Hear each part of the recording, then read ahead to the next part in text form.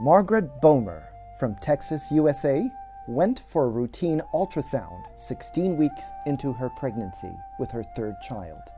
She quickly found out that things were far from routine. Something was seen in the scan, and the doctor came in and told Margaret that there was something seriously wrong with her baby. The expectant mom received news that was very shocking and very scary. Her unborn child had a tumor that develops before birth and grows from a baby's tailbone. There is a very strong chance that your baby probably will not make it because the tumor is so large so early on. It was a shock at 16 weeks to learn of her daughter's rare birth defect. In such cases, the tumor grows by sucking blood from the baby. Yet the baby is also trying to grow too, so it becomes a competition. In some instances, the tumor wins. The baby's heart just can't keep up.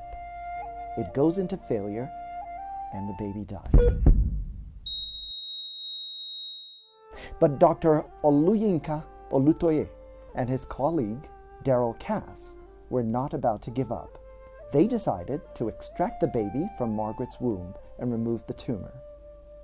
The baby was then returned to the womb until she reached 36 weeks, when she was successfully delivered by C-section.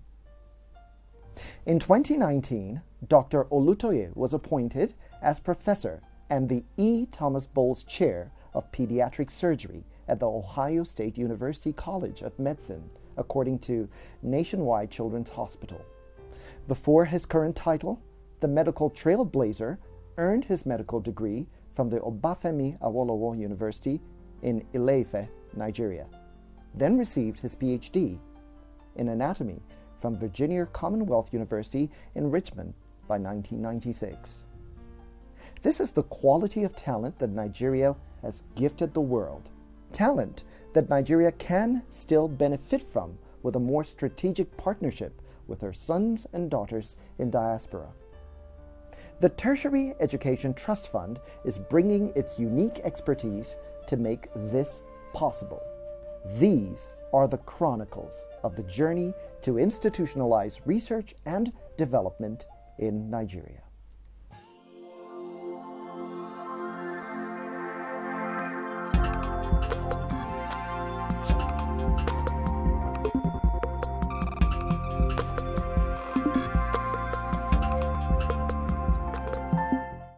Hello, and welcome to this edition of TETFund, The Paradigm Shift. I am Stanley Bentu. Now, way back in 2016, Minister of Science and Technology, Dr. Ogbonnaya Onu, made a passionate invitation to Nigerian scientists and researchers, as well as experts in various fields, to come home as their country needs them desperately. Now, that call was issued at his meeting with a delegation from the National Mathematical Center, the African Mathematical Union, and the African Academy of Sciences. First, the question must be asked: how well are researchers, scientists, and experts who stay back in the country treated by the system? What facilities and resources are available for them to work with in order to compete at the global level? Well, TETFund is blazing the trail for intellectual men and women in Nigeria, and even abroad, to enable them to excel in their respective fields. The Nigerian Diaspora Commission, or NIDCOM, and the Tertiary Education Trust Fund has reached an agreement towards research for diaspora management in Nigeria. Now, this was one of the highlights of the meeting between a delegation from NIDCOM, which was led by Honorable Abike Dabiri Erewa, the Chairman and Chief Executive Officer, and the Executive Secretary of TETFund, Professor Suleiman Elias Bogoro, to brainstorm and bridge the gap on research for diaspora management in Nigeria. We will get all of the details of this meeting in a little bit, but first let's analyze the sheer power of potential when it comes to Nigerians living outside the shores of this country. Take a look at this report. Nigeria has an estimated population of 200 million people. But this is not as surprising, given that in 2017, Abike Dabiri Erewa, head of the Nigerians in Diaspora Commission, stated that there were over 15 million Nigerians living abroad. To put this into context, that is more than all the populations of Liberia, Eritrea, Namibia, and Botswana combined. While many Nigerians have engaged in criminal acts that have tarnished the country's reputation, there are many others who are excelling in their respective professions and even making history. The Africa Polling Institute, the API, ran a survey in 2020 and found that the most popular destinations for Nigerian migrants is Canada, followed by the US and the UK. Other popular destinations include Australia, Germany, Spain, Italy, and South Africa. Following a visa ban placed on Nigerians by the United States in 2019, a top American journalist with the CNN, Fareed Zakaria, argued that Nigerians are the most educated immigrant group from sub-Saharan Africa currently residing in the US. 59% aged 25 and older have at least one bachelor's degree, compared to 33% of Americans born in the US.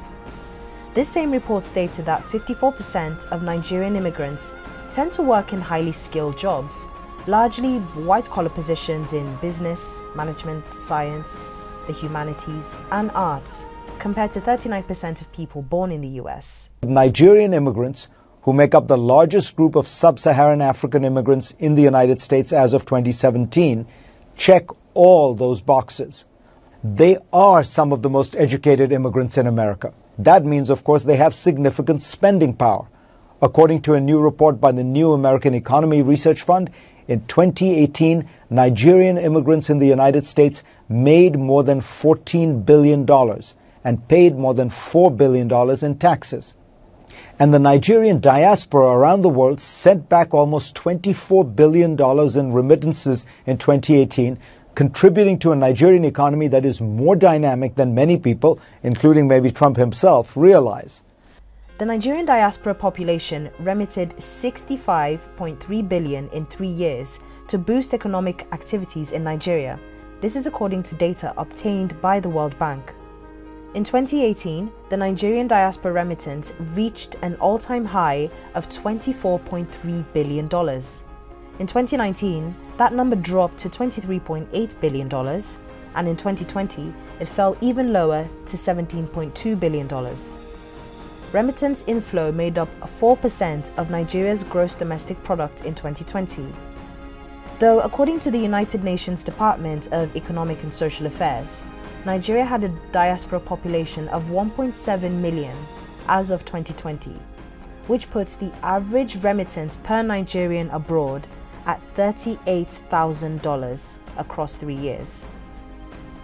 Since 2008, India has held the trophy for the largest recipient of diaspora remittances, as it reaps from its large pool of technology experts who are highly sought after abroad.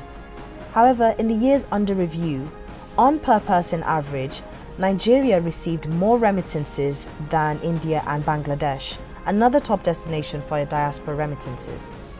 There is also another possibility that remittances to Nigeria are much higher than have been officially captured.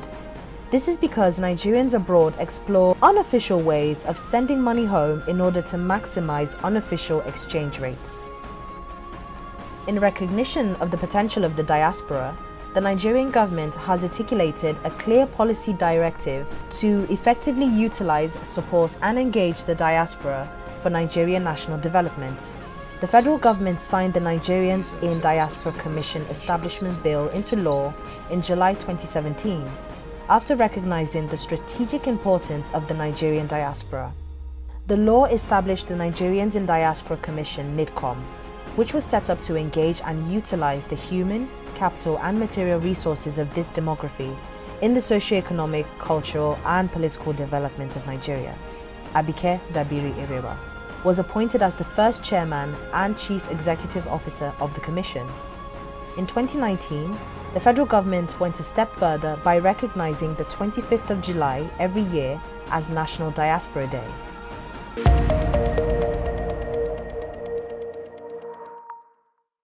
Brain drain is one of the most damaging experiences that any country can have. In fact, when you look back at history during the years of wanton invasions, occupations, raping, and pillaging of the resources of one people by another, the invading peoples always meticulously sought out the scribes and the writers, artists, poets, and philosophers, and rather than executing them, they were assimilated by the occupying powers. Their intellects were used to fortify the hold of the occupying government. Now, the executive secretary of TETFund is quite outspoken about how brain drain can derail the country's efforts to become a leader in the era of the knowledge economy. In his view, studying abroad should be seen as an option rather than a do or die affair. At the end of the day, the nation should be able to benefit in some way from the milestones achieved by its citizens abroad. How do we get the benefit of some of our best that either brain drained, we in the university system, as well as, for instance, the health specific sectors, the health sector, the education and health sectors, they lost perhaps more than any other two sectors during the brain drain of the late 80s to early 90s. And sadly, the brain drain has continued in many other areas across the sectors. We're losing some of our best.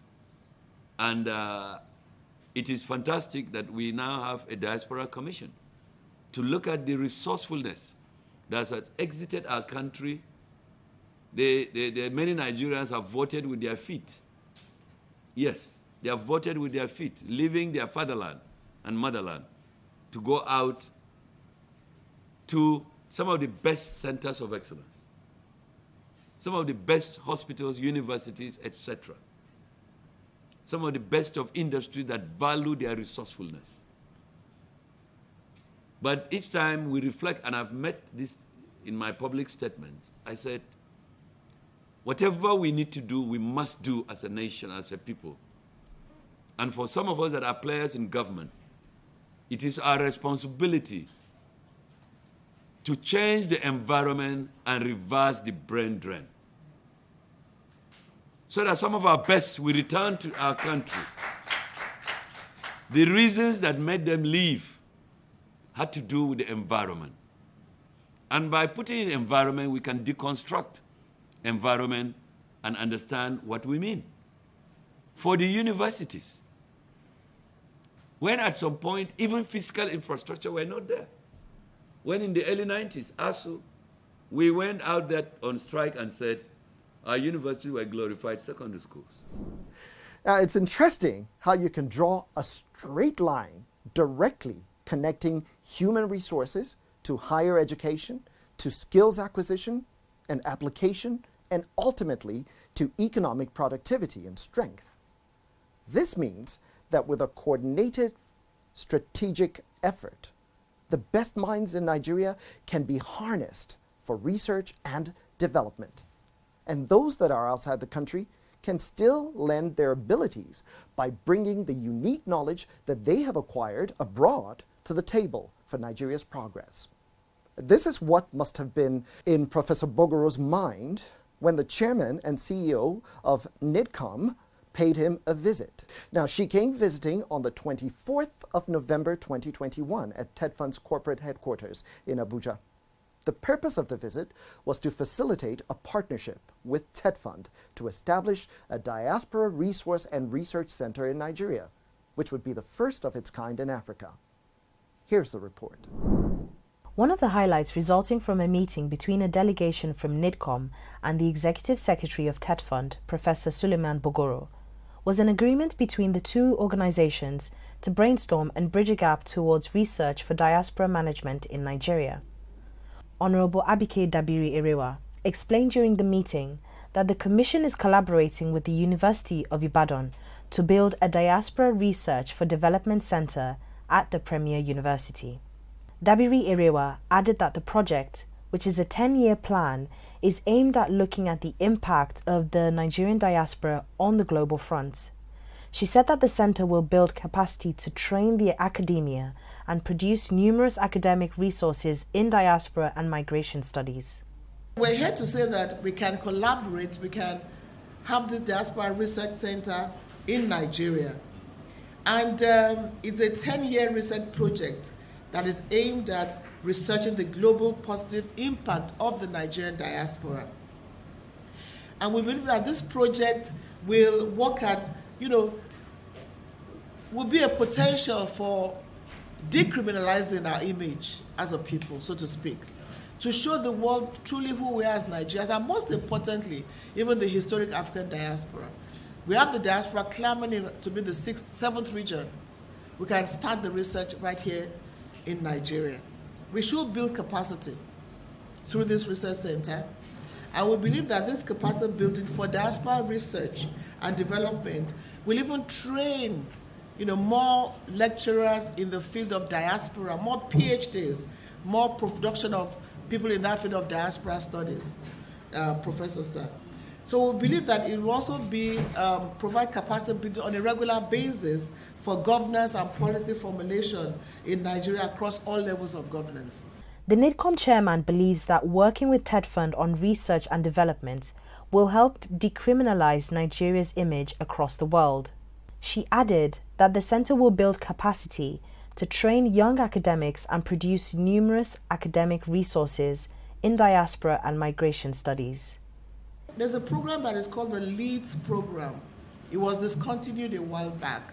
Now this program was such that the diaspora and the academia, they come back to the country during their sabbatical, 3 months, 6 months, they come back and give back their skills. Unfortunately, it was discontinued, maybe because of lack of funds. We believe that we can resuscitate this program.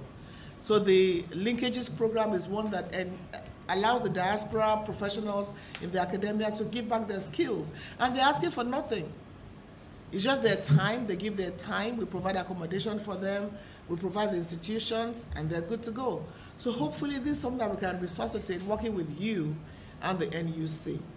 Now we have a diaspora policy to guide all diaspora engagements. It was approved by FEC a few months back, and TETFund has a major role to play in that policy.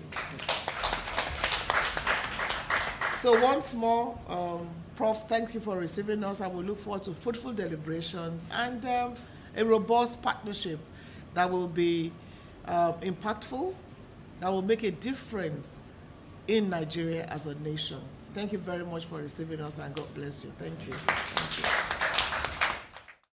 In his response, Professor Suleiman Bogoro said that the Tertiary Education Trust Fund is always eager to partner with organizations as well as collaborate in areas concerning research. He stated that TETFund over the years has made it a mandate to uplift the standard of tertiary institutions in Nigeria to globally competitive levels through various means. That about 10 years ago, there was no Nigerian university in the top 2,000 in the world. 3-4 years after TETFund started intervening in research and academic staff training, where the percentage of PhD holders in our universities moved from 40%, as at about 9 years ago, to 60% as at 2015. And more recently, the percentage is anything between 70 to 99%. There is no doubt about it. And I am happy to share this with you. I will come to talk about your initiative with University of Ibadan. The University of Ibadan, well, I said it was in about 2015 that we had 2-3 universities appearing in the top 1,000. UI, Covenant University, etc., UNILAC, and others. And last year, I had visited UI, and the VC, Professor Olayinka, the immediate past VC, said he's happy to announce that University of Ibadan has hit the top 500 in the world, the first by any Nigerian university. And they just got the news that week.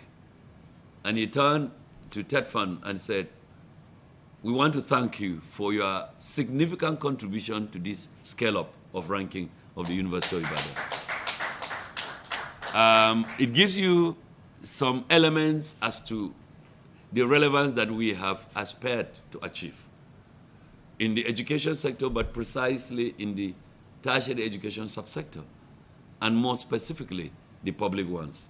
Professor Bogoro also stressed that research is a paramount tool in properly structuring the socio-economic terrain of the nation, to encourage Nigerians, both home and abroad, to actively key into the affairs of the country for national growth. The TETFund Executive Secretary, who said that the organization looks forward to partnering with the Commission, further noted that if possible, a residual budget from the 2020 budget may be allocated by the fund to support the project. The case for TETFund Diaspora Partnership in respect of research and development. I appreciate this. For me, my staff know it, that if there is anything you want to see me excited about, is to talk about partnership in respect of research. Believe me, in our annual budget, we have, I think for 2 consecutive years now, we've set aside 1 billion for partnership. That's to tell you the extent of how much we're taking. So you better imagine that maybe I'm opening a window for you. Honestly, we have some funds we set aside for partnership. And between me and his department, I quoted the ES of NUC represented by Dr. Chris Mayaki, who said, Theresa May, after Brexit pronouncement, adoption of Brexit by UK, which led to her losing her office, is understandable. But before she left, she had said, now that the people have voted for Brexit, there is a clear imperative. It's no more business as usual. United Kingdom must reinvent itself post-Brexit. And wisdom dictates that we fall back on our universities to direct us. Let's reflect over this statement by the Prime Minister of United Kingdom. The greatest of civilizations, the most competitive economies, they fall back on their researchers, their philosophers, and their thinkers. And the apex are in the university system, historically and traditionally. Madam, I know that you have a task at the Diaspora Commission. Believe me, there are many areas that from what you said, we can work on. I know you would like to hear this from me before I close, and that is, after listening to you, I will look at the possibility of, if there is a residual fund, I'm creating a terminology I've never used, a residual fund anywhere that we can give to the University of Ibadan, if it were possible in the 2022. We'll be glad to do so to support your resource and research facilitators. Thank you very much, and we look forward to forging this relationship and working on specific areas to tidy up our expressions. Thank you very much. At the end of the meeting, both parties decided to set up a technical committee for the project. The silver lining of this collaboration is the creation of a new narrative which puts forward the positive word that an overwhelming majority of Nigerians are doing well all over the world. The knock-on effect is that Nigeria should not be judged by the negative actions of a few, but should be celebrated for the true story, that many of its sons and daughters are honest, hard-working, successful, and productive people.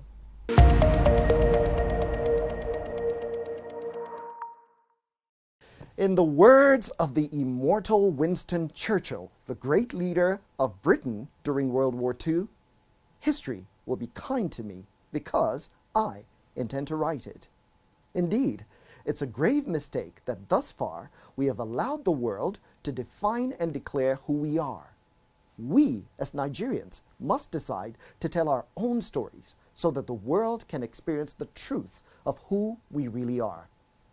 Now, there are many ways that we can do this, but one of the most efficient is our investment in research and development, especially as it connects to key sectors of the economy like health, pharmaceuticals, ICT, manufacturing, energy, oil and gas, security, and governance, just to mention a few. And that is the paradigm shift. Join us again next time. Until then, thank you for stopping by. Good night.